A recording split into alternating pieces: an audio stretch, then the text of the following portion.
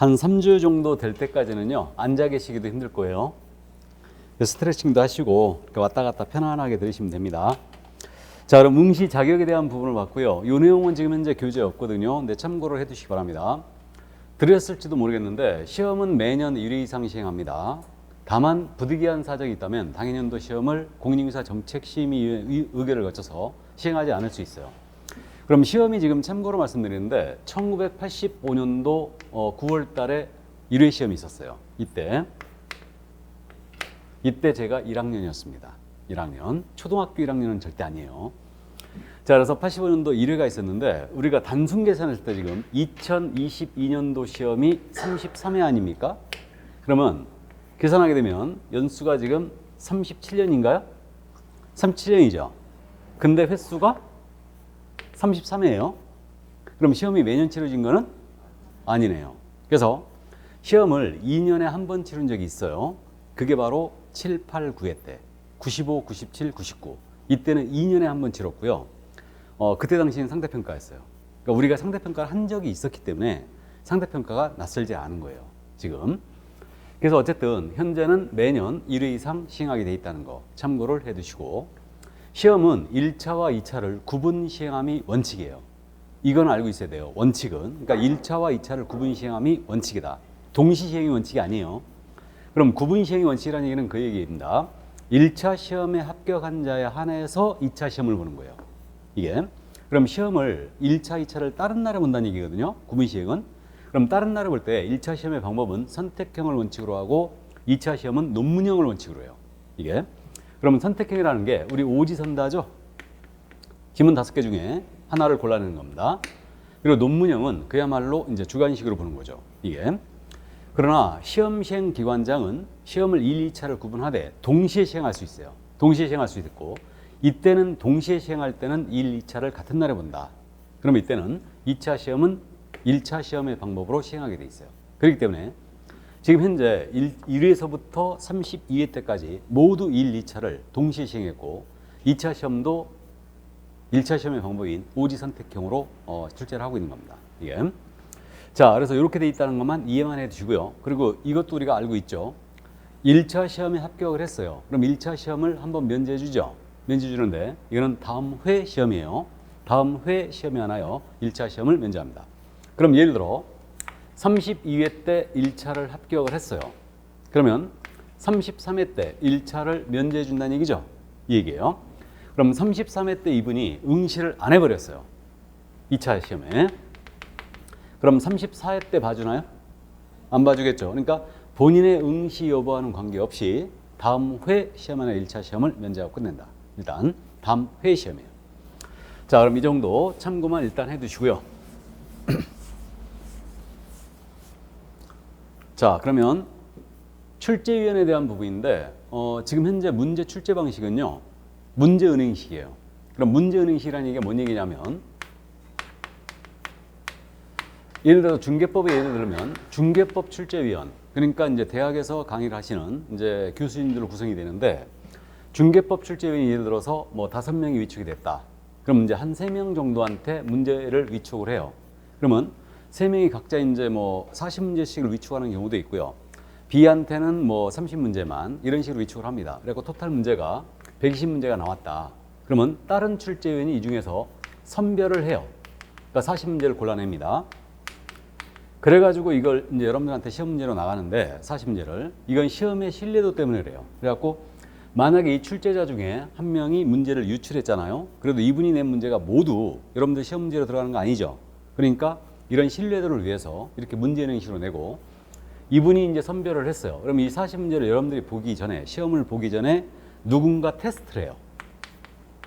이거를. 그러니까 난이도 조정이라든가 잘못된 문제를 골라내기 위해서 테스트를 하는데 이 테스트 참가자들이 주로 누구겠습니까? 테스트에 참가하는 자들. 전년도 시험이죠. 그러니까 여러분들은 33회니까 32회 합격자들. 그러니까 성적 우수자들, 젊은 분들을 위주로 해갖고 선별을 해요. 그러니까 산업인력공사 조용히 문자를 찍습니다. 혹시 모의 테스트 참가할 수 있느냐. 그래가지고 8박 9일 동안 부산 모 호텔에 가서 합숙을 해요. 그러면서 이제 잘못된 문제 전부 다 수정해내는 겁니다. 여기서. 그래가지고 그런 과정을 거쳐서 최종적으로 문제로 나가는 거예요. 그래서 우리 오류가 시험 문제가 전에는 우리 시험이요. 국가가 시행하는 시험 중에서 가장 말도 많고 오류도 많았어요. 근데 이 과정을 현재 거치기 때문에 그나마 오류가 많이 줄어들었죠. 그럼에도 불구하고 올해도 지금 이 신청 몇 개 들어가 있죠. 들어가 있습니다. 그래서 일단은 현재 이렇게 돼 있다는 거 이해해 두시고, 그러면 출제위원이 문제를 유추함으로써 시험의 신뢰도를 심히 저하시켰다. 그럼 이 출제위원은 위촉을 금지합니다. 5년간 위촉을 금지하게 돼 있어요. 물론 형법상 위기에 의한 공무집행 방해죄로 처벌돼요. 그거와는 별도로 5년간 출제위원 위촉을 금지한다. 저는 출제위원으로 갈 수 있을까요, 없을까요? 없겠죠? 제가 들어갈 수 있다면 여러분들이 굉장히 유리해지죠. 제 스타일 아실 테니까. 그래서 어쨌든 5년간 위촉 금지고요. 그다음에 시험 공고 있거든요. 시험 공고는 일단은 2번을 나가는데 계략상 공고라고 있어요. 산업인력공단은 이거를 예정 공고라고 부르는데, 계략상 공고는 시험의 일시와 시험의 방법을 공고합니다. 매년 2월 말까지 하게 돼 있어요. 이렇게. 근데 사실은 시험 일시와 방법 우리가 이미 감 잡고 있죠. 그러니까 올 연말이 되면 다 이거 이제 확정이 되는데, 거의 국토교통부에서 내년도 사업계획을 대통령한테 보고할 때요, 공인인증사 자격시험을 언제 보겠다고 보고 들어가요. 그래갖고 거의 나와버립니다. 그럼 우리는 알고 있죠. 시험은 10월 마지막 주 토요일 날. 원래 일요일 날 왔었는데 토요일로 당겼죠. 그러니까 이때 보고, 그 다음에 시험의 방법은 1, 2차를 동시에 시행하는 걸로 이렇게 지금 현재 알고 있습니다. 그리고 확정 공고를 다시 해요. 세부 공고를 다시 하는데, 이거는 시험 시행일 90일 전까지 하게 돼 있거든요. 그러니까 통상적으로 지금까지는 7월 한 25일 정도 이때쯤 이제 세부 공고를 다시 하고요. 8월 중순에 인터넷 접수 이제 5일간 접수합니다. 그래갖고 여러분들 휴가 갔다 와가지고 바로 이제 접수 들어가요. 그때부터 이제 정신없이 지나가요. 막. 그래서 이렇게 2번 나온다는 거 참고만 해두시고요. 그 다음에 이제 응시 원서를 낼 때는 이제 응시 수수료를 내게 돼 있습니다. 그 32회 때도 마찬가지였는데 1, 2차 동시생은 28,000원이었어요. 1차만 보신 분은 13,700원, 2차만 보신 분은 14,300원이었습니다. 1, 2차 동시 응생은 28,000원이었어요. 그래서 응시수수료 내게 돼 있고, 그리고 자격증 교부로 말씀드렸죠. 시도지사가 합격자 공고가 나갔잖아요. 그럼 한 달 내에 주게 돼 있어요. 그래서 우리 지금 32회 시험은 12월 1일 날 합격자 발표를 할 거예요. 그럼 합격자 발표를 하게 되면 이때로부터 한 달 내에 자격증을 교부합니다.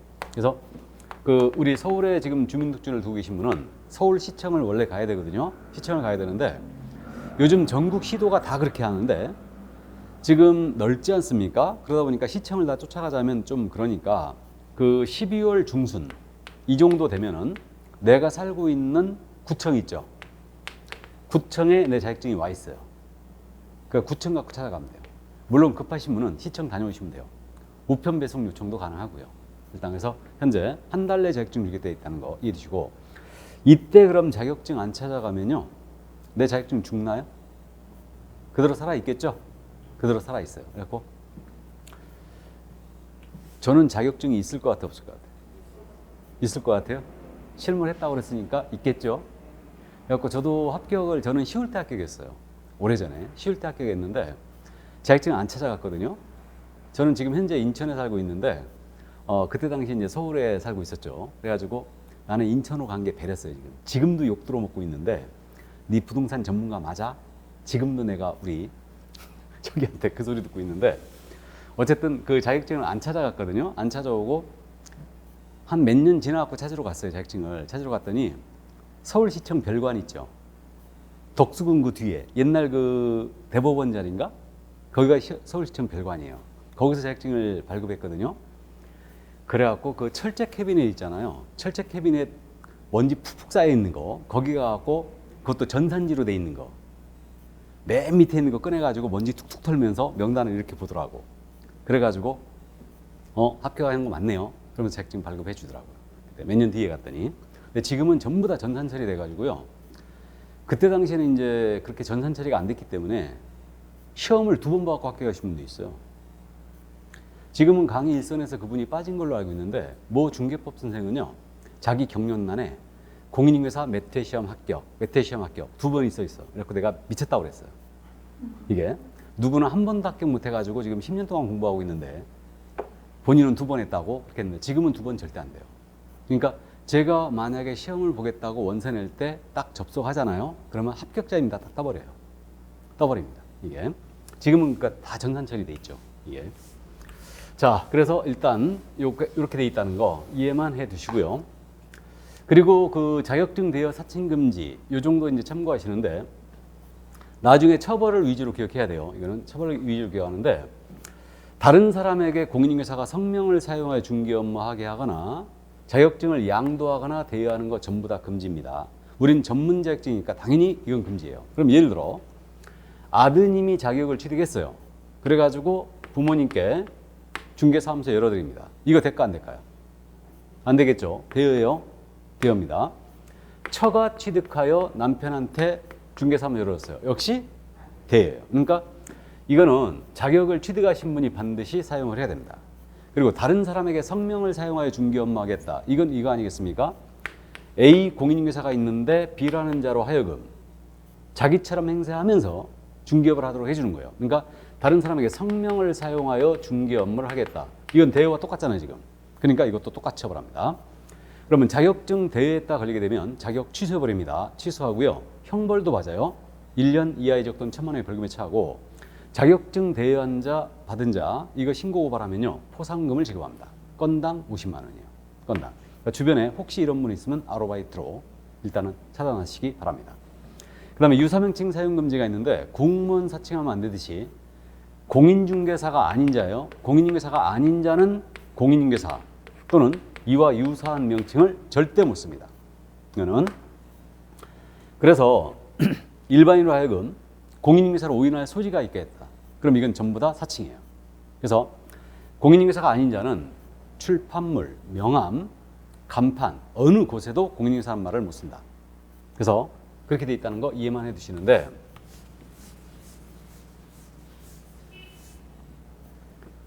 우리 민법 교수님이 양민 교수님이죠. 이게 명함이었거든요. 근데 이 중개사무소의 상호가 희한하게 부동산 뉴스로 돼 있었어요. 그래가지고 자격증이 없는데 대표 그래가지고 이렇게 파악고 다닌 거예요. 이거 사칭인 것 같아, 아닌 것 같아? 아닌 것 같아요?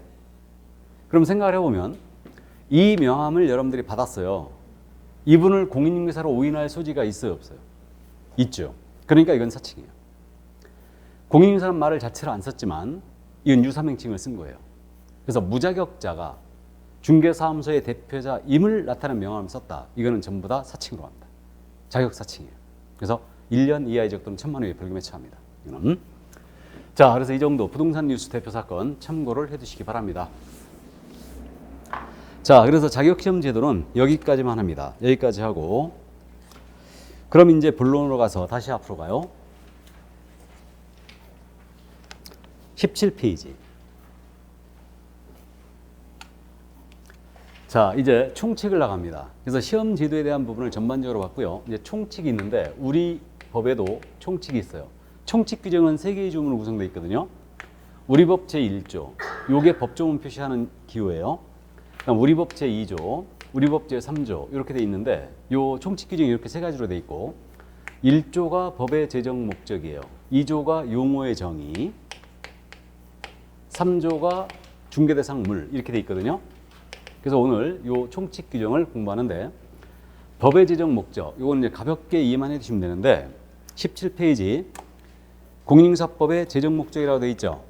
이게 그러면 우리 법의 제정 목적은 공인중개사의 업무 등에 관한 사항을 정하여 여기서 끊어보시죠. 끊고 그 전문성을 제고하고 여기서 끊으시고 부동산 중개업을 건전하게 육성하여 여기서 끊으시고 국민경제 이바지함을 목적으로 한다. 가볍게 이해만 해주시기 바랍니다. 자, 그 다음에 우리 법의 성격이 나오는데 이거는 그냥 참고하시기 바랍니다. 자, 이제 법 제2조 용어의 정의로 들어갑니다. 그래가지고 앞으로 이 용어들이 나오면 이 의미를 쓰겠다는 얘기고 이 부분은 지금 현재 출제를 엄청 잘하는 부분이고 33회 때 출제가 예상되는 부분이니까 암기를 철저하게 여러분들한테 시킬 거예요. 그러면 용어의 정의 6가지가 쭉 내려져 있는데 한 장을 넘기시면 중개라고 돼 있죠 지금. 그럼 우리 과목이 솔직히 중개에 관한 사항을 정한 법이에요. 우리 법은 중개에 관한 사항을 정한 법입니다. 그러니까 중개의 정의 확실히 이해하고 있어야 된다. 자, 그러면 중개의 정의 그래가지고 거기 법제 2조 용어의 정의 1호 중개라 함은 이렇게 출발했어요. 중개라 함은 법제 3조에 따른 중개사물에 대하여 여기서 끊으시고요. 거래 당사자 간에 여기서 끊으시고요. 매매교환 임대차 그 밖의 권리의 득실 변경하는 행위를 여기서 끊으시고 알선하는 것을 말한다. 자, 그러면 지금 우리 지금 용어의 정의로서 첫 번째 중개에 관한 정의가 등장했는데 암기를 하기 위해서 나중에 암기를 하기 위해서 네 가닥으로 나눠봤어요. 우리 법 제3조가 정한 중개대상물 그랬거든요. 이게 법정 중개대상물이라고 해요. 우리 법이 정해놓은 중개대상물 해가지고 5가지가 있거든요. 토지가 있고 건축물이 있고 임목이 있고 공장재단이 있고 광업재단이 있습니다. 개론을 어제 했으니까 임목, 공장재단, 광업재단 들어봤죠? 그죠? 이 5가지 물건에 대한 거래 당사자, 사고자 하는 자, 팔고자 하는 자, 세를 얻고자 하는 자, 세를 놓고자 하는 자 사이에 매매, 교환, 임대차, 그 밖의 권리의 득실 변경하는 행위를 매매, 교환, 임대차 등을 알선을 한대요. 그럼 알선은 거래가 성립되도록 주선한 일체 행위를 얘기하는데 쉽게 말을 바꾸면 이건 소개라는 말로 바꿀 수 있어요. 그럼 중개라는 것은 이 5가지 물건에 대한 당사자 간의 거래를 소개하는 거예요. 이게 중개다. 이게. 그러면 이걸 그림으로 잠깐 살펴보면요. 앞으로 이 그림을 이제 엄청 보시게 될 건데 토지를 갑이 갖고 있거든요. 을과 거래하셔요. 이 토지를. 이 거래를 A가 소개합니다. 이게 중개의 기본 그림인데 그럼 갑과 을 사이의 토지에 대한 사고 파는 계약을 합니다. 이 계약의 이름은 매매겠죠. 갑이 갖고 있는 토지를 을이 갖고 있는 토지와 맞바꿉니다. 이때 체결되는 계약은 교환일 테고 갑이 이 토지를 을한테 세를 놓습니다. 이때 체결되는 계약은 임대차겠죠. 그리고 그 밖에 이 토지에 대해 성립할 수 있는 권리들이 있죠. 그래서 이건 민법 시간 공부하는데 지상권도 있고 저당권도 있고 전세권도 있고 등등등이 있어요. 이런 각종 토지에 대한 권리의 득실 변경 행위가 있을 수 있는데 이러한 행위를 소개하는 게 모두 중개입니다. 이게 그럼 용어의 정의로 연결시키면 이 토지는 중개대상물이고 갑과 을은 거래의 당사자고 그리고 매매교환 임대차 그 밖의 권리의 득실 변경은 이 부분이고요. 요게 알선이에요. 그러면 중개라 함은 법정 중개대상물에 대하여 거래 당사자 간의 매매교환 임대차 그 밖의 권리의 득실 변경을 알선하는 것 이게 중개예요. 이게. 자, 그러면 중개의 정의는 이렇게 이제 암기를 할 건데 중개를 한마디로 표현하면 어떻게 되느냐? 한마디로 표현하면 중개는 중개대상물, 법정 중개대상물에 대한 알선이에요. 이게 중개예요. 법정 중개대상물에 대한 알선이다. 이게 중개입니다. 그럼 우리가 실생활에서 소개할 수 있는 물건은 엄청나게 많아요.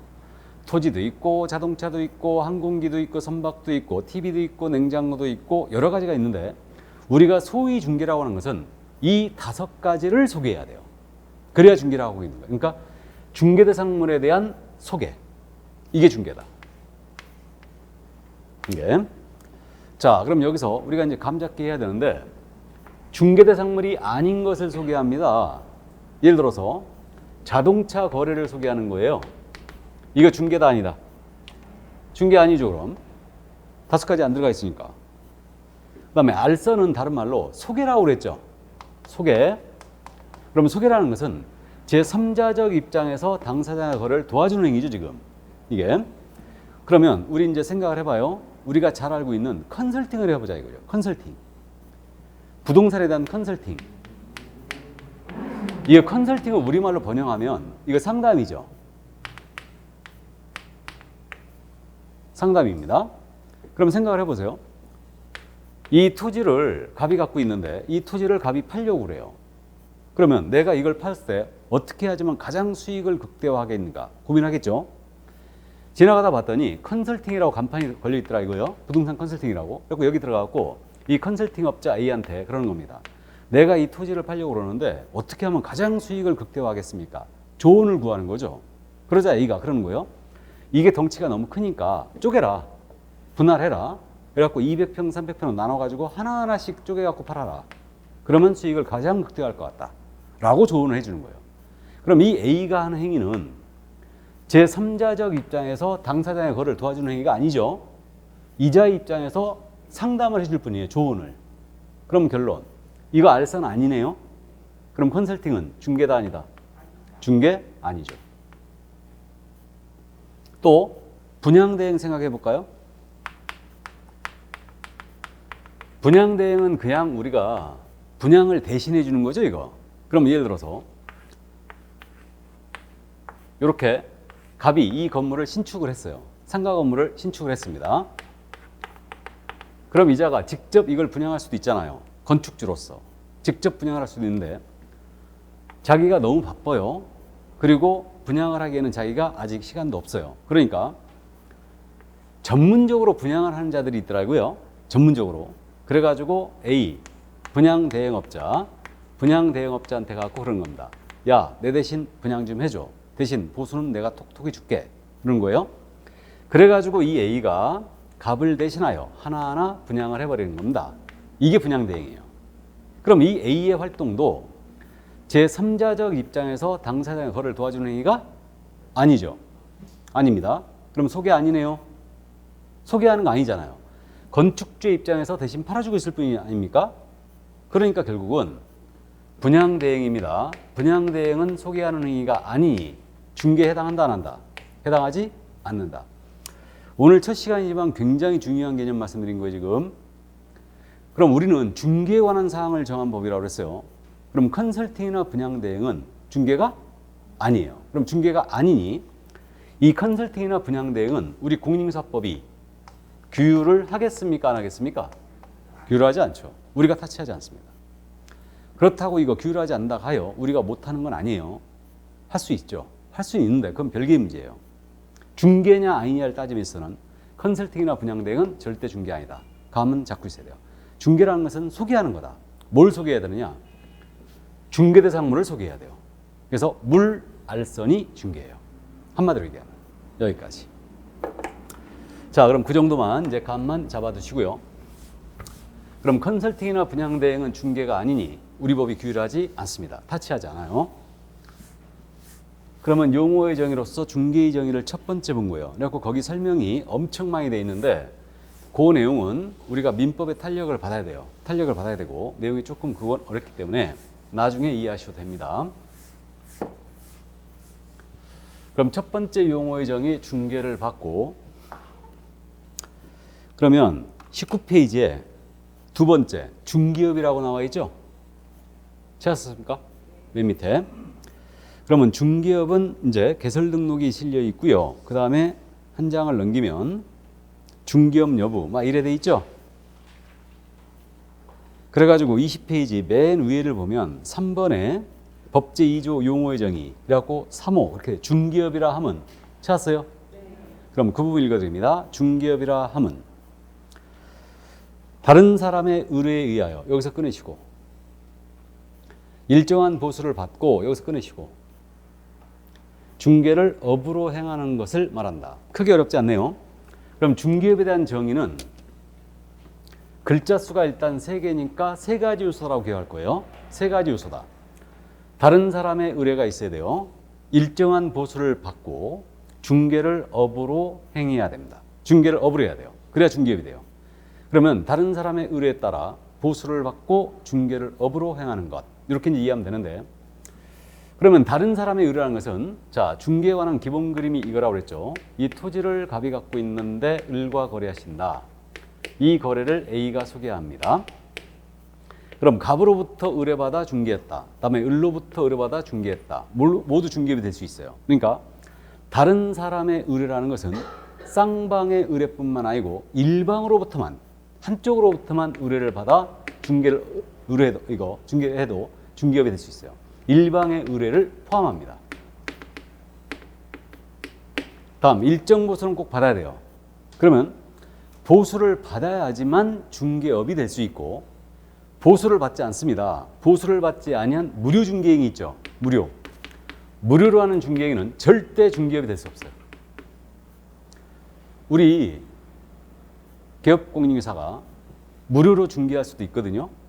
지인, 친척 무료 중개할 수 있는데 무료로 하는 행위는 절대 중개업은 될 수가 없어요.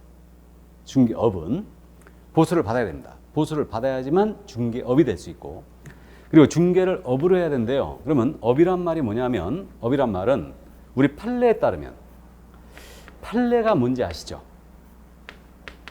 법에 대하여 법원에서 최종적인 해석을 한 거예요. 이게 이제 판례고 유권해석이라는 게 있거든요. 유권해석이란 말은 권한이 있는 기관에서 법에 대한 해석을 한 거예요. 그러니까 행정관청에서 법에 대한 해석을 하면 이걸 유권해석이라고 그래요. 법원에서 법에 대한 해석을 하면 판례죠. 그럼 시험은 유권해석은 전혀 관련이 없죠. 판례가 중요하죠. 그래서 여러분들이 민법 시간에 판례를 엄청나게 공부하게 되는데 우리 판례에 따르면 업이 뭐냐? 업은 일단 계속 반복적으로 해야 된대요. 계속 반복적으로 불특정 다수를 상대로 영리성이 있는 행위를 해야 된다는 거예요. 물론 영리성은 보수를 받게 되면 추정이 되는데 그래서 계속 반복적으로 보수를 받고 다른 사람 다수 상대로 해서 영리성이 있는 행위라면 업이 되는 겁니다. 그럼 결국은 업이 되기 위해서는 계속 반복성이 있어야 되니까 우연한 기회에 한 번 정도 소개하고 보수를 받았거든요. 중개업이 될 수 있다 없다? 절대 될 수 없죠. 이거는 이렇게 돼요. 그러니까 중개업 정의는 세 글자니까 세 가지 요소다. 다른 사람 의뢰 일정 보수를 받고 중개를 업으로 행하는 것. 이렇게 이제 기억을 하시는데 문제는 뭐냐면 문제는 중개업에 해당하느냐 안 하느냐가 더 중요해요. 이게 중개업에 해당하느냐 안 하느냐. 왜 그러냐면요. 오늘 이 부분까지 진도 안 나갈 건데 구조가 실려 있었어요. 방금 전에 조문이. 우리 법 구조를 보게 되면 등록 규정이거든요. 이게.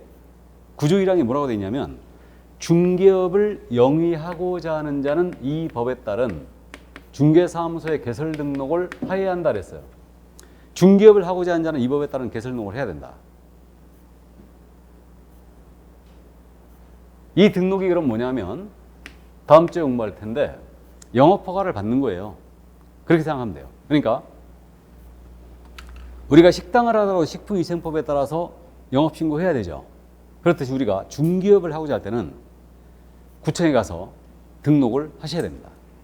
영업허가를 받는 거예요. 그럼 이걸 거꾸로 해석하면 등록을 하지 아니한 자는 중개업을 해서는 안 된다는 얘기죠. 중개업할 때는 등록하라고 그랬으니까. 맞죠? 그러면 등록을 하지 아니한 자가 중개업을 했지 않습니까? 우리 법상 최고의 처벌이 나가요. 최고의 처벌이 뭐냐면 3년 이하의 징역 또는 3천만 원의 벌금이에요. 우리 법상 최고의 처벌이 이거예요. 그러니까 이게 무등록 중개업이 된다는 얘기죠. 등록하지 않고 중개업하면 이렇게 되고 그 다음에 중개나 중개업에 대한 대가 있죠. 중개나 중개업에 대한 대가가 다름 아닌 중개보수예요. 그럼 여러분들이 중개보수 파트를 아직 공부 안 했지만 상식적으로 알고 계시죠? 중개보수는 우리 법이 정해놓은 한도가 있어요. 딱 이 금액을 정해주고 이 범위를 절대 초과하면 안 된다 그랬죠. 그래가지고 만약에 한 푼이라도 초과해 받았잖아요. 정해진 범위보다 더 받으면 우린 1년 이하의 징역입니다. 그러니까 전문 직업인의 보수 중에요. 초과하여 받았을 때 징역까지 갈 수 있는 건 우리밖에 없어요. 우리밖에 없습니다. 그래서 중개보수는 아주 엄히 규제해요. 그럼 거꾸로 해석하면 중개나 중개업이 아니라면 중개보수 규정의 적용이 없어요. 그럼 아무리 많은 금액을 받아도 보수 초과에 걸릴 일이 없다는 얘기죠. 그래서 중개업에 해당하느냐 안 하느냐가 중요해요. 그러면 중개업에 해당하느냐 안 하는 문제는 이렇게 풀면 돼요. 이 중개를 계속 반복적으로 보수받고 했잖아요. 그럼 이꼬로 이게 중개업이 되는 거예요. 그러면 중개에 해당돼야지만 중개업이 될 수 있고 처음부터 중개에 해당이 안 된다면 중개업이 될 수 없어요. 그럼 중개를 한마디로 표현하면 뭐라고요? 물, 알선. 이게 중개라고 그랬죠? 한마디로 표현하면. 그러면요. 중개대상물이 아닌 자동차 거래 소개를 계속 반복적으로 보수받고 하고 다녔어요. 중개업에 해당한다, 안 한다? 안 한다. 중개가 아니니까. 또 컨설팅이나 분양 대행이 있습니다. 이거 소개 아니라고 그랬죠? 그럼 중개 아니에요? 그럼 컨설팅이나 분양 대행을 계속 반복적으로 보수받고 하고 다녔어요. 중개업이 될 수 없죠. 중개 자체가 아니니까. 그런데 컨설팅이나 분양 대행을 하면서 이에 부수적으로 그러니까 주된 업무를 컨설팅이나 분양 대행을 하는데 이에 부수하여 만약에 중개를 업으로 했잖아요. 그럼 이때는 중개업이 되는 거죠. 부수적으로 하더라도. 그러니까 이 얘기죠. 갑이 토지를 갖고 있는데 이것을 팔려고 한다고 그랬어요. 그래가지고 A한테 가서, 컨설팅 업자인 A한테 가서, 야, 이거 어떻게 하면 가장 비싸게 파는데 쪼개서 팔아라. 조언을 받았어요. 그러니까 이제 갑이 그러는 거죠. A한테. 야, 그러면 이거 살 사람 있으면 좀 소개 좀 해주고 그러는 거예요. 그래가지고 컨설팅을 해주고 그에 부수하여 토지 매매의 알선을 업으로 한 거예요, 지금. 부수적으로. 그럼 이 부분은 중개업이죠. 이해되세요? 그러니까 주된 업무는 컨설팅이었으니까 이거는 중개가 아니에요. 중개업도 아니고. 근데 이것에 부수하여 이렇게 토지 매매 알선을 업으로 했다. 그럼 이건 중개업이 되는 거죠. 그래서 이자가 등록 안 했다면 무등록 중개업으로 처벌하는 겁니다. 이거는. 자, 그래서 거기까지 중개업은 이해를 해 두십니다. 여기까지. 자, 그래서 중개업 정의 거기까지 이해를 해 두시고요. 이제 세 번째 용어의 정의로 하는데 거기 21쪽에 개업공인인증서가 나오죠? 4번에. 찾으셨어요? 개업공사 읽어드립니다. 정의 그랬는데 이 법에 의하여 중개사무소에 개설 등록을 한 자를 말한다. 개설 등록의 동그라미예요.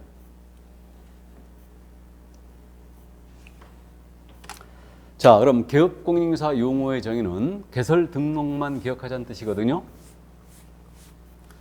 그러니까 자연적인 의미에서 개업공인인증서 그러면 개업을 한 공인인증서다. 이렇게 이해를 해도 되긴 되는데 우리 시험에 대비하니까 개업을 한 공인인증서로 이해하면 절대 안 돼요. 그렇게 기억하면 안 되고 개설 등록을 한 자다. 그렇게 꼭 기억해야 돼요. 개설 등록을 한 자. 등록은 영업허가를 받는 거라고 말씀드렸고요. 그래서 이 개업공사 용어의 정의는 이 법에 의하여, 이 법은 우리 공인인증서법을 얘기합니다. 공인인증서법에 따라 개설 등록을 한 자. 여기서 끝나야 돼요. 더 이상 말이 나가면 안 됩니다. 이게 무슨 뜻이냐면 개업 공인인증서라 함은 이 법에 의하여 중개사무소에 개설 등록을 한 공인중개사를 말한다라고 하면 틀렸어요. 여기서 끝나야 돼요. 왜 그러냐면요. 개업 공인중개사 중에는 공인중개사가 아닌 자가 있거든요. 그 자를 포함 못했기 때문에 이 정의는 틀린 거예요. 그래서 개업공사의 종류는 세 가지가 있거든요. 근데 개업공사는요. 종류라고 안 하고 종별이라고 그래요. 종별. 종별이란 말은 종류란 말과 같은 말이에요. 그럼 개업공사의 종별은 세 가지가 있는데 법인인 개업공사가 있어요. 그럼 법인인 개업공사는 말 그대로죠 뭐. 법인으로서 중개사무소에 개설 등록을 한 자예요. 법인도 개설 등록 요건 갖추면 할 수 있거든요. 그게 법인인 개업공사예요. 이자가 있고 공인인증사인 개업공사가 있죠. 자격을 취득하고 중개사무소에 개설 등록한 자. 여러분들이 자격을 취득한 다음에 개설 등록을 했잖아요. 그럼 다름 아닌 여러분들이 공인인증사인 개업공사가 되는 거예요. 여러분들이. 그래서 공인인증사인 개업공사가 있고요. 그 다음에 중개인이라는 분이 계시거든요. 자, 이 중개인. 이거는 제가 강의할 때 쓰는 표현이에요.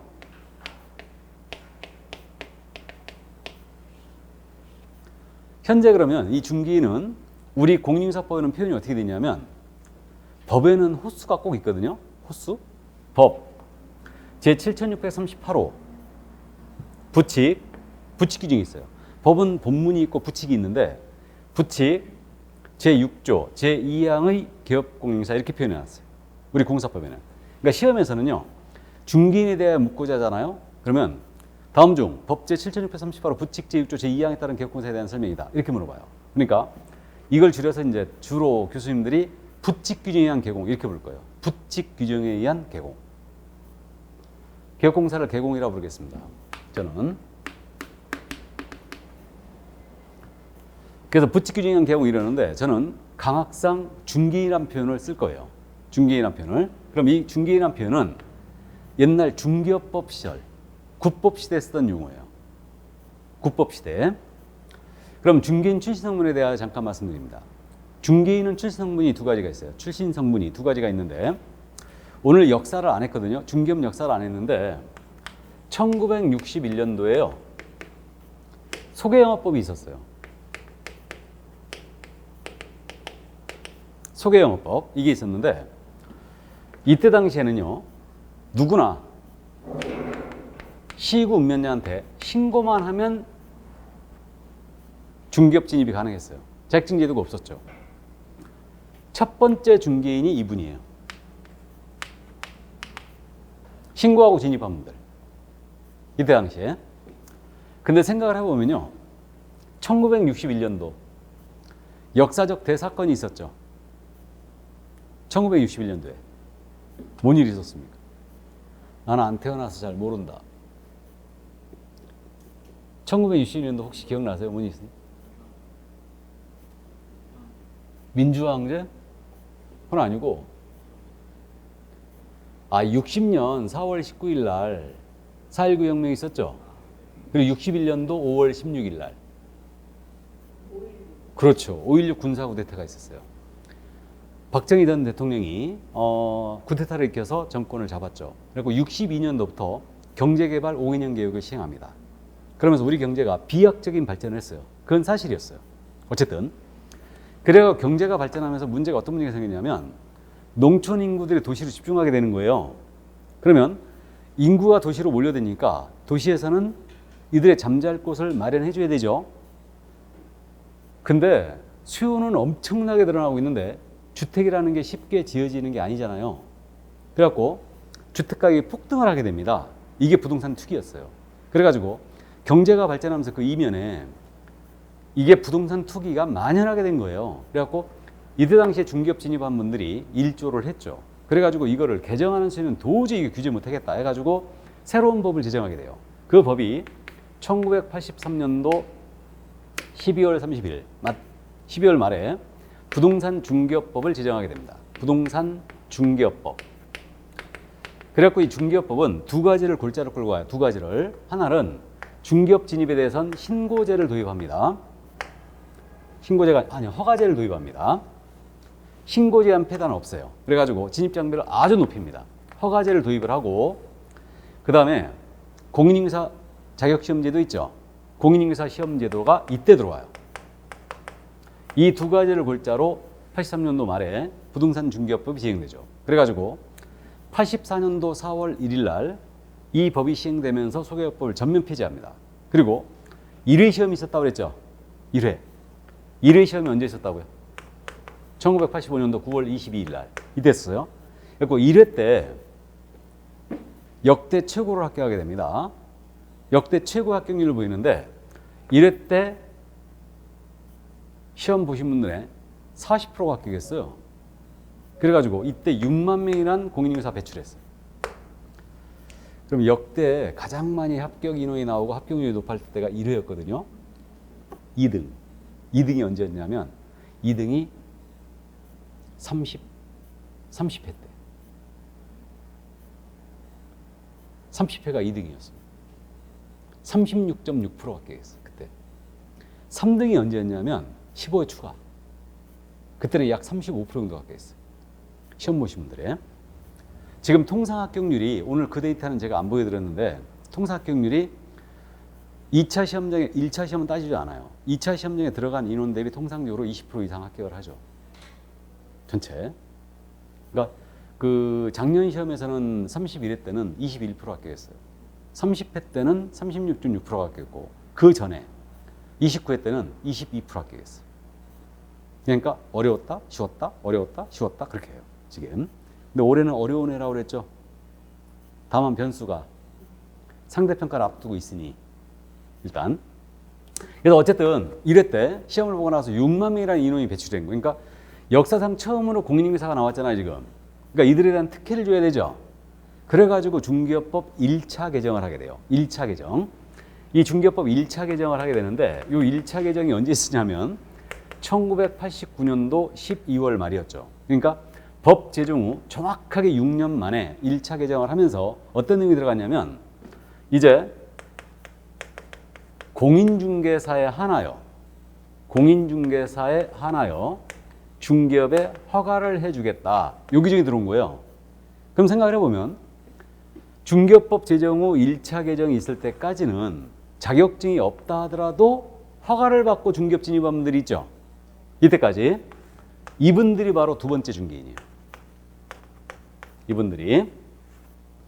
그래서 결국은 중개인은 90년부터는 탄생이 안 됩니다. 90년부터는. 그러니까 이분들은 국법시대에 신고나 허가를 받고 중개업에 진입한 분들이에요. 그 기득권을 지금도 유지시켜주고 있죠. 지금도. 그래서 이것을 현재 우리 공사법에는 법제 7638호 부칙 제6조 제2항에 따른 개업공사 이렇게 표현해 놓은 거예요. 이걸 그래서 길기 때문에 저는 강학상 옛날에 썼던 표현인 중개인이라고 그냥 쓰는 겁니다. 무슨 뜻인지 이해하셨죠?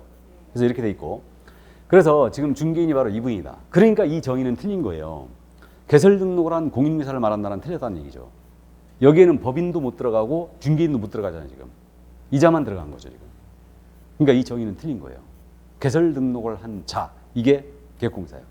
그래서 이 중개인들은요 신고나 허가받고 중개업 진입했잖아요. 중개업 진입했는데 지금 현재 등록제로 운영되고 있어요. 그래서 중개인들 신고증, 허가증 전부 다 등록증으로 바꾸렸죠. 그러니까 이분들은 결론적으로 등록 간주된 분들이에요. 등록한 것으로 보고 있죠. 다. 자, 그래서 이분들이 지금도 존재해요. 그럼 참고로 전국적으로 지금 개업공사의 수, 전국적으로 전국 개업공사의 수, 이건 중개사무소의 수죠. 중개사무소의 수가 약 11만 개 정도 돼요. 중개사무소가. 그러니까 개업공사의 수가 약 11만 개 정도가 되고 이 중에 법인은 법인인 개업공사 있죠. 법인은 2,000개가 채 안 돼요. 2,000개 안 됩니다. 약 한 1,700개. 내가 이 최종 지금 데이터는 안 따져봤는데 작년 4, 4분기 기준에 했을 때 1,500개밖에 안 됐어요. 그러니까 1,700개 정도가 현재 있고 그 다음에 중개인 있죠. 중개인 이분들 연세가 많을 걸로 추정되죠. 90년 이후에는 탄생이 안 됐으니까 벌써 30년 됐어요. 그러니까 이 중개인들의 현재 남아있는 수가 약 3,000명 정도예요. 그럼 11만 명 중에 1,700개, 2,000개 정도는 법인이고 나머지 중개인 3,000명, 5,000명을 빼버리면 무려 10만 5천 명이죠. 그러니까 약 10만 5천 명 정도가 공인중개사인 개업공사예요. 공인사인 개업공사. 그래서 이렇게 돼 있고, 그러니까 대다수가 공인중개사인 개공이죠. 이분이고 이 11만 개 중개업소 중에요. 지금 우리 수도권이 어딘지 알죠? 서울, 경기, 인천. 이 세 군데가 수도권인데 수도권에 지금 모여 있는 우리 개업공사의 수가 약 55% 정도. 그러니까 약 6만 개 정도가 수도권에 모여 있어요. 서울, 경기, 인천에. 그래서 어쨌든 현재 이렇게 돼 있습니다. 그래서 현황은 지금 이렇고요. 지금까지 배출된 우리 공인중개사 수 있죠. 자격증 취득한 사람. 32회 합격자 발표가 안 났는데 지금 31회 때까지 약 공인중개사의 수는 47만 명 정도예요. 47만. 그럼 이번에 지금 저는 한 2만 5천 명, 2만 명 무조건 넘길 걸로 보고 있는데 2만 명 정도 플러스하면 49만 정도가 되는 거죠. 그러니까 거의 50만이 지금 육박했는데 50만 정도 중에 중개사무소 여신 분들이 지금 10만 5천 명 공인중개사가 이렇게 돼 있고 우리 직원으로 근무하고 있는 분들 계시겠죠. 그분들까지 이제 계산하면 약 20만 명 정도가 현업에 종사하고 있다. 나머지는 전부 다 장롱 속의 공인중개사예요.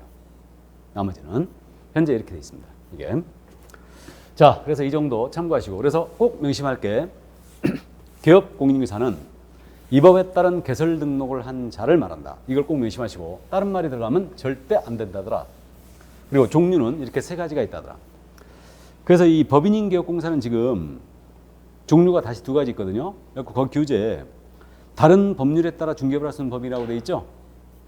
찾았습니까? 교재 지금 21조. 여기서 미리 한번 잠깐 말씀드리는데 우리 법인인계업공사는 다시 종류가 두 가지예요. 하나는 뭐냐면 순수 중개법인이 있어요.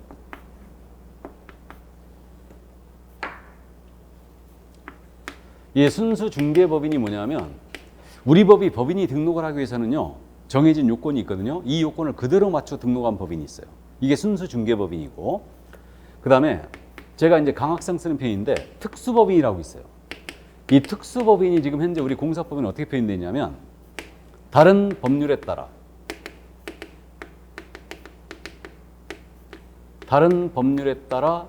중개업을 할 수 있는 법인, 이렇게 표현되어 있어요. 대표 주자가 누구냐면 지역농협이에요. 지역농협. 여러분들 그 시골 갔을 때 단위농협 본 적 있죠? 단위농협이 바로 지역농협이에요. 그게 지역농협은요 농민을 위한 단체 아닙니까? 그러다 보니까 중개업이 필요했어요. 그래갖고 지역농협한테는 중개업을 허용을 했는데 우리 법이 허용한 게 아니에요. 공사법이 허용한 게 아니고 농업협동조합에서 직접 허용했어요. 이걸 우리는 강학상 특수법인이라고 부르고 있고, 우리 현재 공사법에는 다른 법률에 따라 중개업을 할 수 있는 법인 이렇게 되어 있습니다. 그래서 일단 참고만 해두세요.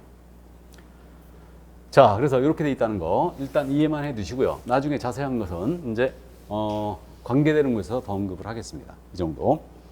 자, 그러면 개업공사 용어의 정의를 다 봤고요. 그러면 이제 그 위에 21쪽의 그 위에 3번에 공인중개사가 있죠? 공인중개사 찾았어요? 자, 그럼 보겠습니다. 이 법에 의한 공인중개사액을 취득한 자를 말한다. 자격을 취득의 동그라미예요. 공인중개사라 함은 이 법에 의한 공인중개사 자격을 취득한 자를 말한다. 그러면 개업공사는 개설 등록을 한 자를 말하고 공인중개사는 자격을 취득한 자로만 기억을 합니다. 더 이상 말이 나가면 안 돼요. 여기서 끝나야 돼요. 이것도. 그러니까 예를 들면 공인중개사라 함은 이 법에 의하여 공인중개사 자격을 취득하고 중개업을 영위하는 자를 말한다라고 하면 틀렸어요. 자격 취득에서 끝나야 돼요. 왜 그러냐면 공인중개사 중에는 중개업을 영위하고 있지 않는 자가 있거든요. 그렇기 때문에 그 자를 포함 못했기 때문에 이 정의는 틀린 거예요. 그러니까 자격 취득만 기억해야 됩니다. 이 법에 따른 자격을 취득한 자다. 그러면요, 공인중개사는 종류가 있습니다. 이건 종류라고 부르는데 공인중개사의 종류는 먼저 일반 공인중개사가 있어요. 일반 공인중개사는 누구냐면 자격을 취득한 다음에 중개업에 종사하고 있지 아니한 공인중개사, 이른바 서랍 속, 장농 속 공인중개사예요. 이해되시죠? 혹자는 저자를 거실벽의 공인중개사라고 부릅니다. 우리 집안에는 대대손손 국가고시에 단 한 번도 합격 못했다. 내가 영광스럽게도 국가고시 합격했으니까 길이길이 후손에 빛내기 위해서 금택자 눌러가지고 거실벽에 걸어놓은 공인중개사. 이 자가 바로 일반 공인중개사예요. 이 자. 그 다음에 개업 공인중개사인 공인중개사가 있어요. 개업 공인중개사인 공인중개사가 있는데 개업 공인중개사인 개업 공인중개사는 누구냐면 개설 등록을 한 공인중개사를 말하죠. 그럼 방금 전에 개공의 종별 중에 공인중개사인 개업공사가 있었죠.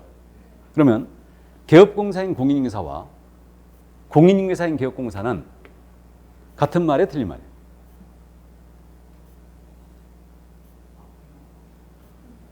같은 말 같죠? 되치나 매치나 같은 말이에요. 개공인 공인중개사나 공인중개사인 개공은 같은 말이죠. 여러분들이 자격을 취득한 다음에 개설 등록을 하면 공인중개사인 개업공사가 된다고 그랬어요. 공인중개사 입장에서 보면 개공인 공인중개사가 되는 거죠. 아주 헷갈려 죽겠죠? 공인중개사, 공인사 계속 그러니까. 그래서 어쨌든 개공사란 말은 반드시 등록으로 기억해야 됩니다. 등록한 자가 개공이에요. 자, 그래서 같은 말이고요. 마지막으로 이제 소속공사가 있어요. 공인중개사의 종류에 소속공사가 있는데 이 자는 고용된 공인중개사를 말합니다. 고용이 된 공인중개사. 이 자인데 의미는 그거예요. 근데 이 자의 정의는 별도로 있어요. 그럼 한 장을 넘기시면 23쪽에 소속공사 정의가 있죠.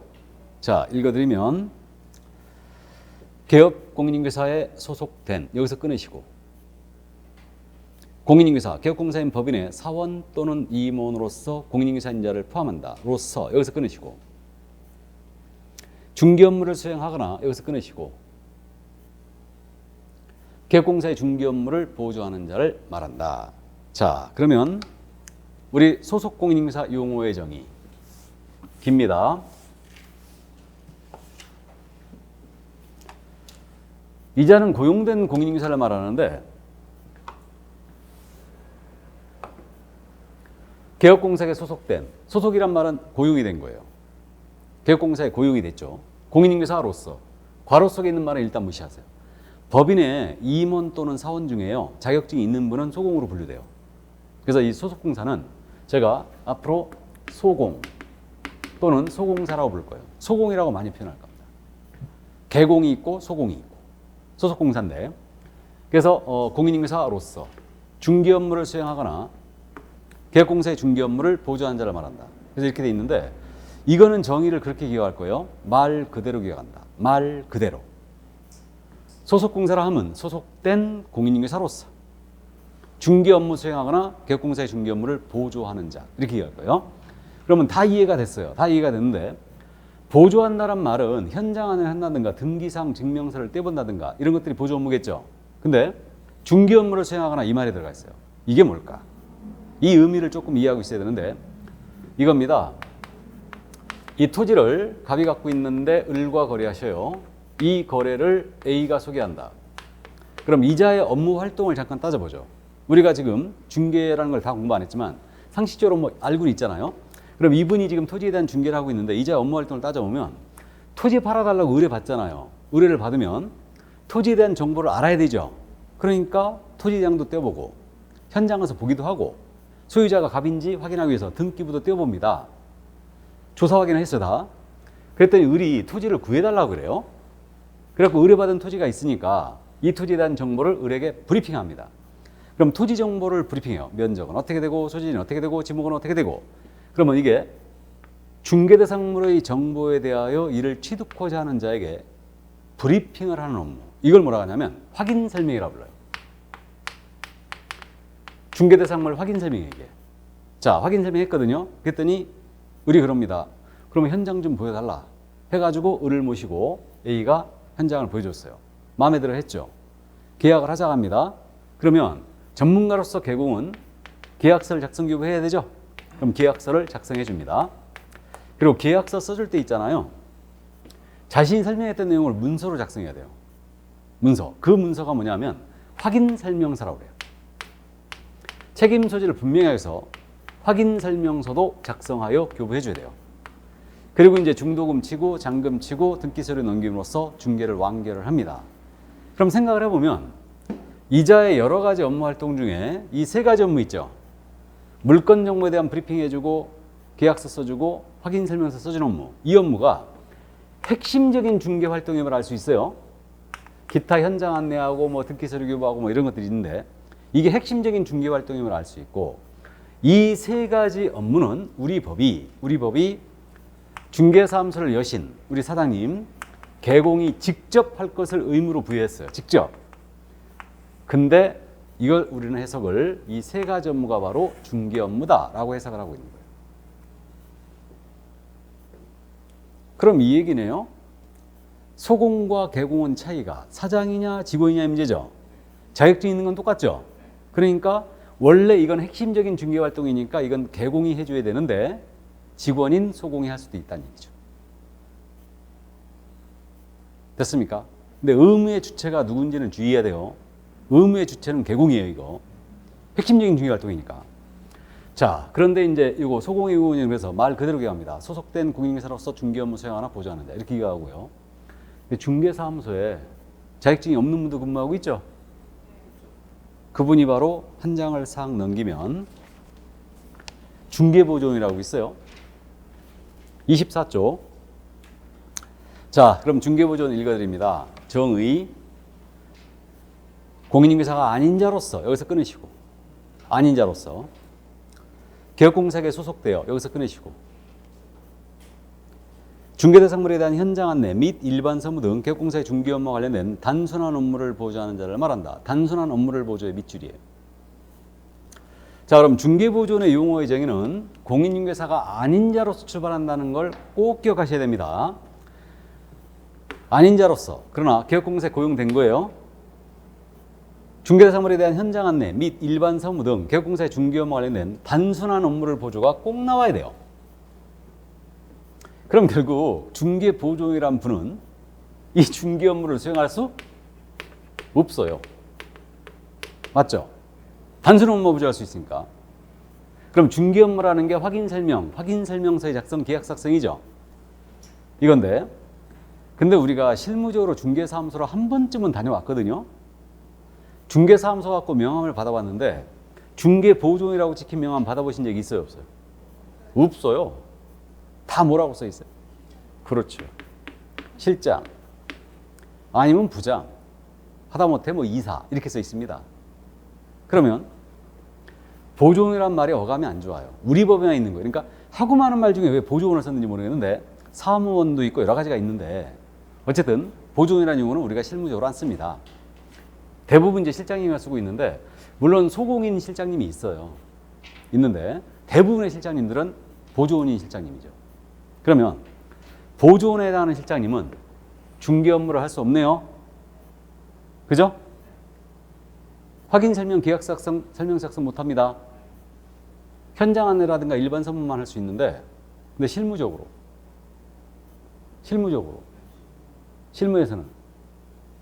다 하고 있죠? 실장님이 다 하지. 그래서 이제 이게 업무의 한계에 관한 문제인데 손님이 왔을 때요. 보조원인 실장님이 물건 정보에 대한 대강의 브리핑을 다 해요. 그리고 현장 안내합니다. 그리고 컴퓨터로 일을 하기 때문에 보조원인 실장님이 모두 계약서를 써요. 확인 설명서 씁니다. 다. 그리고 출력하지. 쭉. 출력해갖고 계약 단계에서 우리 개공이 이제 등장해요. 등장해서 손님한테 다시 브리핑해요. 확인 설명, 계약서 내용 전부 다 브리핑 다시 합니다. 그리고 직접 개공이 잡히라고 도장을 찍어요. 그럼 이것은 보조 업무로 봐야 돼요. 뭔 말인지 아시죠? 헌법재판소도 이 점을 인정했어요. 최근에 우리 헌법재판소 판례가 그걸 인정을 했는데 이 판례는 뭐 여기에 뭐 실리는 없지만 어쨌든 그래서 컴퓨터로 일을 하기 때문에 그건 보조 업무로 봐야 된다. 근데 만약에 보조원인 실장님이 끝까지 계약을 완결을 시키는 거야. 본인이 개공의 도장을 가지고 직접 잡히라고 도장을 찍어버린다. 이건 대여로 쳐버려요. 자격증 대여. 이걸로 쳐버라고요. 마지막에 계약 단계에서 꼭 브리핑을 합니다. 실무 가셨을 때 이거 꼭 명심하세요. 그러니까 일을 그렇게 합니다. 그래서 개공이 직접 최종 단계에서는 직접 손님한테 앉혀놓고 직접 브리핑 다 해요. 다시 다 합니다.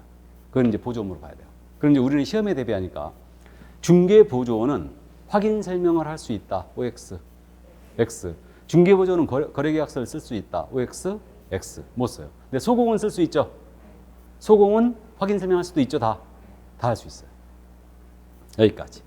그러면 이 두 분은 개업공사가 고용한 분들이죠. 개공이 고용한 분들이기 때문에 이 둘을 통칭하여 뭐라고 하냐면 고용인이라고 불러요. 고용인. 소공과 중개보조를 합쳐서 고용인 이렇게 부릅니다. 그래서 이 고용인에 대한 내용은 다음 주 정도에 들어볼 거예요. 일단 자, 그래서 용어의 정의 6가지를 다 공부했습니다. 그래서 중개, 중개업, 공인중개사, 개업, 공인중개사, 그 다음에 소속공사, 중개보조 이렇게 돼 있는데 그럼 현재 우리 중개사무소 이제 용어의 정의를 다 봤으니까요. 중개사무소의 인적 구성, 중개사무소의 인적 구성은 어떻게 돼 있냐면 이게 중개사무소거든요. 중개사무소는 일단은 대표가 계시죠? 대표를 우리는 뭐라고 불렀어요? 개업공인중개사. 그렇죠? 개공으로 불렀고 그 다음에 직원인 분이 계세요. 근데 자격증이 있는 분이네요. 직원인데 자격증이 있다. 이분을 뭐라고 불렀어요? 소속공사. 그 다음에 직원인데 자격증이 없어요. 이분을 뭐라고 불렀어요? 중개보조원. 중개보조원을 불렀죠. 그 다음에 이게 만약에 법인이었다. 이 중개사무소가. 법인이라면 임원사원이 있어요. 임원사원. 그래서 이제 임원사원이라는 분이 계시는데 뭐 사원이 누군지는 이제 나중에 공부할 겁니다. 다음 주에 공부할 거예요. 공부할 건데 이들이 중개업에 종사하는 자 전체죠. 개공, 소공, 보조원, 임원사원 이들이 중개업 종사자 전체인데 이 전체를 통칭하여 뭐라고 하냐면 개업 공인인계사 등이라 불러요. 그래서 우리 법 조문에서 개업공사 등이라는 표현이 5번 나오거든요. 개공 등이라는 표현은 개업공사 외에 일반인 포함 등등등이 아니에요. 그게 아니고 개업 공인인계사 등이라 함은 이들을 얘기한다. 개공, 소공, 보조원, 임원사원을 얘기합니다. 이게 개공 등이에요. 그래서 이렇게 이제 용어를 감을 잡아두시고 이때 참고할 게 저는 중개인이라는 표현을 쓴다고 그랬죠. 중개인 표현을 쓴다고 그랬는데 중개인하고 중개 보조원하고 헷갈리면 안 돼요. 중개인들은 엄청 기분 나쁠 일입니다. 이분은 개공 중에 한 명이에요. 그죠? 중개 보조원은 자격증이 없는 직원에 불과합니다. 헷갈리면 안 되죠. 그러니까 중개인이라는 표현을 저는 쓰고 있기 때문에 일단은 이거 헷갈리면 안 되고 그 다음에 여기서 중개업을 할 수 있는 자는 중개업을 할 수 있는 자는 개공이에요? 공인인계사예요? 개공이죠. 중개업을 할 수 있는 자는 개공이죠. 공인인계사가 아니에요. 그러니까 우리 법은 공인인계사란 말과 개공이란 말을 완전히 분리하였습니다.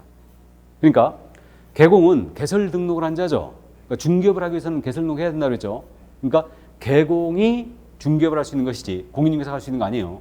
그러니까 여러분들이 만약에 자격을 취득한 다음에 등록도 하지 않은 채 중개업을 했잖아요. 그럼 무등록 중개업으로 처벌받아요.